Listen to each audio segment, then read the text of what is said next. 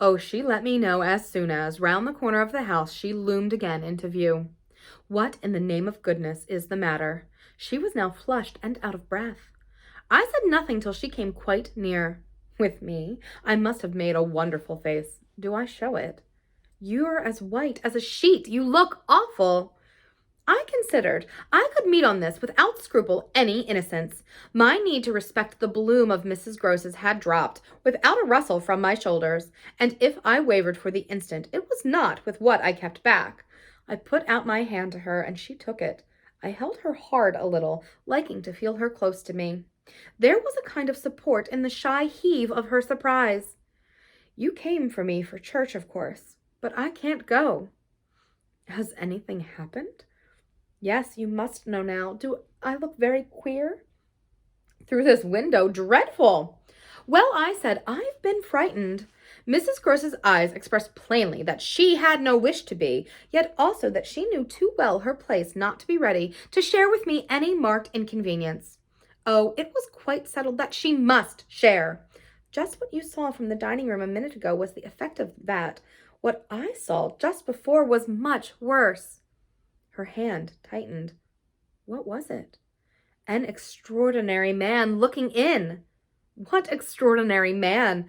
I haven't the least idea. Mrs. Gross gazed round us in vain. Then where is he gone? I know still less.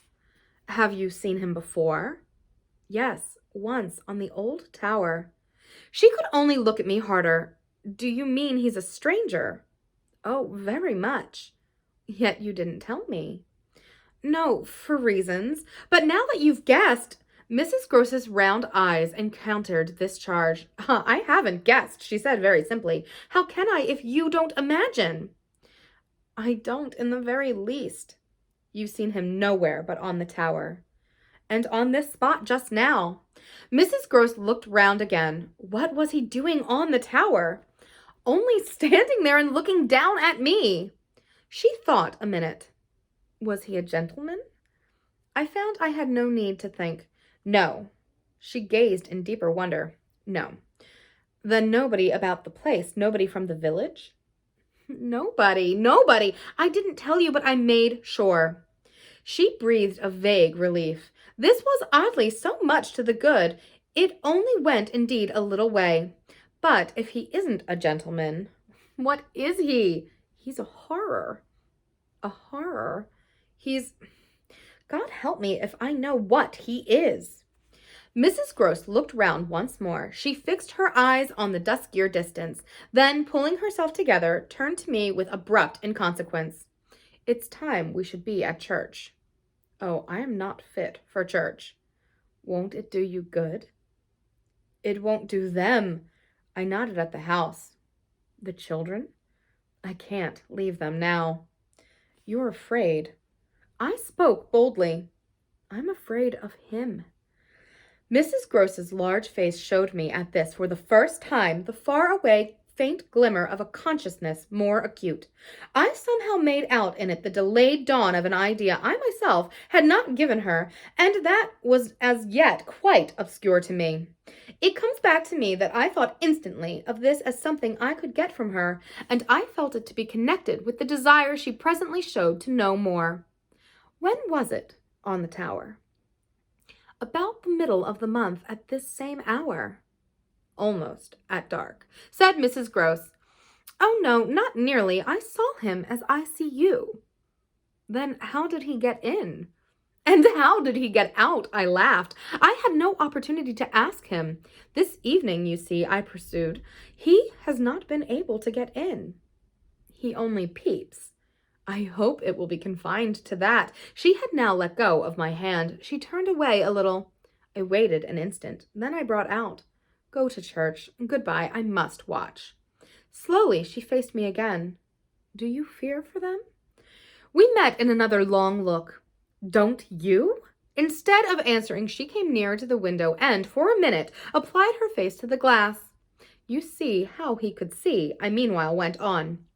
She didn't move. How long was he here? Till I came out. I came out to meet him. Mrs. Gross at last turned around, and there was still more in her face. I couldn't have come out. Neither could I. I laughed again, but I did come. I have my duty. So have I mine, she replied, after which she added, What is he like? I've been dying to tell you, but he's like nobody. Nobody, she echoed. He has no hat. Then, seeing in her face that she already in this, with a deeper dismay, found a touch of picture, I quickly added stroke to stroke.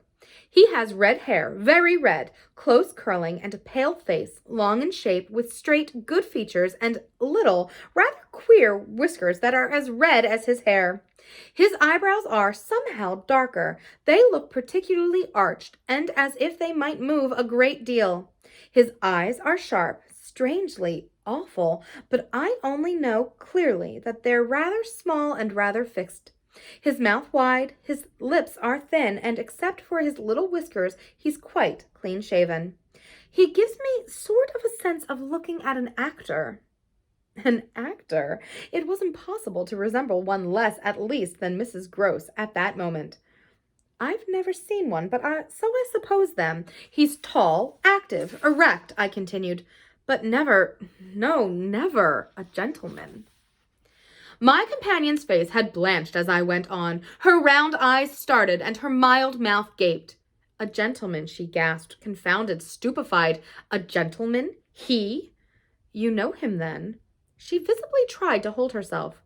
But he is handsome. I saw the way to help her. Remarkably. And dressed? In somebody's clothes. They're smart, but they're not his own. She broke into a breathless, affirmative groan. They're the master's.